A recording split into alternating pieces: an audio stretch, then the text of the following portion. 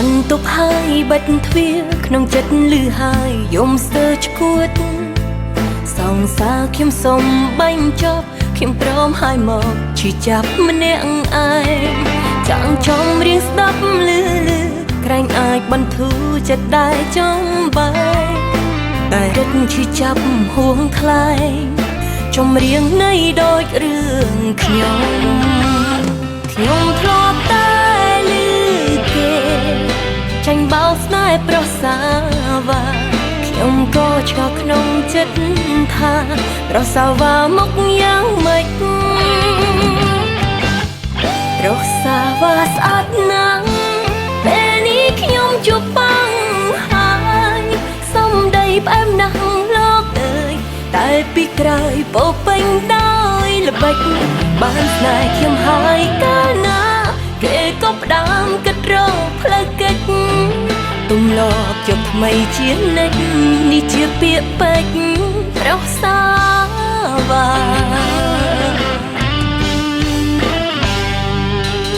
មកគង់ទ្វារហើយញ៉ាំបាយខ្ញុំឆ្លើយបរិយាយមិនឃ្លានទេក៏ព្រោះឆ្អែតចិត្តនឹងស្នេហ៍ហើយនៅក្នុងខ្លួនលែងឃ្លានអាហារ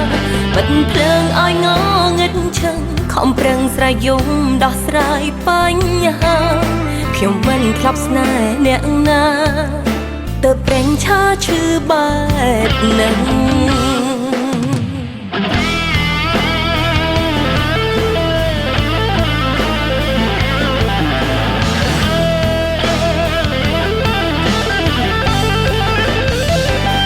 ខ្ញុំធ្លាប់តែលឺគេចាញ់បោកស្នេហ៍ប្រសាវ៉ាខ្ញុំក៏ឆ្ងល់ក្នុងចិត្តថាប្រសាវ៉ាមកយ៉ាងម៉េចប្រសាវ៉ាស្អាតណាស់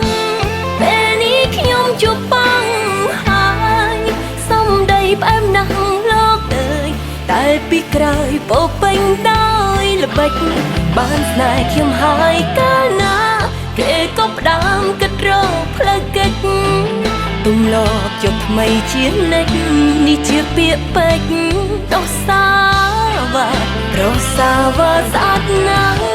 ពេលនេះខ្ញុំជួបបង្ហើយសំដីផ្អែមណាស់លោកអើយតែពីក្រោយពោពេញ